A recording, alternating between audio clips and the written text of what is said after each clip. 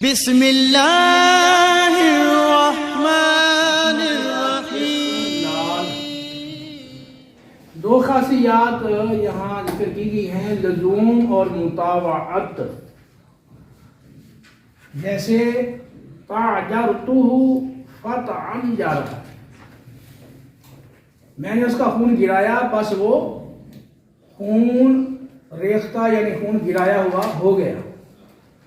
تو تعجرتہ دہرجتہ کے وزن پر یہ باب فعللہ ہے، تا عین جیم را، تعجرتہ دہرجتہ باب فعللہ ہے، اور یہ ہے فتعا جارہ اتعا جارہ، یہ ابرن شکا کے وزن پر یہ باب افعلال ہے، اور یہ دلالت کر رہا ہے کہ پہلے فعل کے مفعول نے اپنے فاعل کا اصل قبول کر لیا ہے، تو یہاں باب افعلال باب فعللہ کی مطاوعت کر رہا ہے۔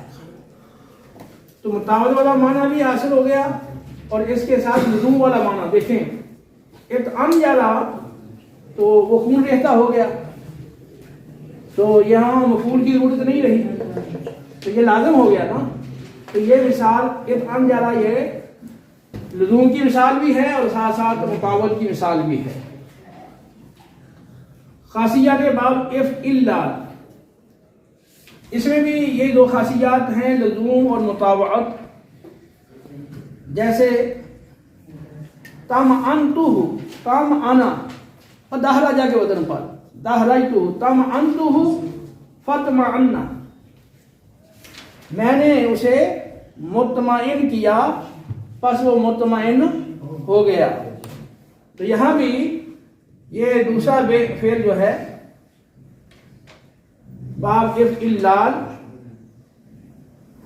اطمأنہ، یہ دلالت کر رہا ہے پہلا جو فعل ہے باب فعللہ سے، اس نے اپنے فعل اس فعل کے مفعول نے اپنے فاعل کا اصل قبول کر لیا ہے۔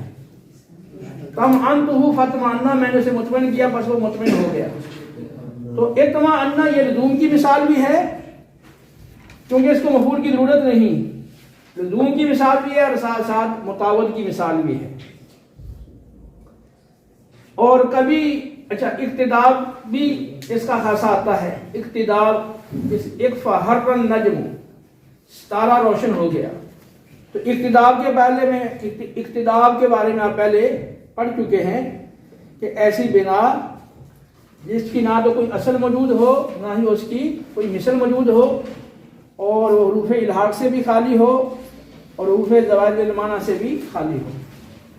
نوٹ یہ ہے کہ ملحقات کے ابواب، جو ملحق کے ابواب ہے نا، تو ان کے معنی اور خواص وہ ملحق بہی کی طرح ہے۔ ملحقات کے ابواب معنی اور خواص میں ملحق بہی کے موافق ہوتے ہیں، نیز ان میں مبالغہ بھی پایا جاتا ہے، تو ان کے الگ سے خاصیات یا خواص پڑھنے کی ضرورت نہیں ہے۔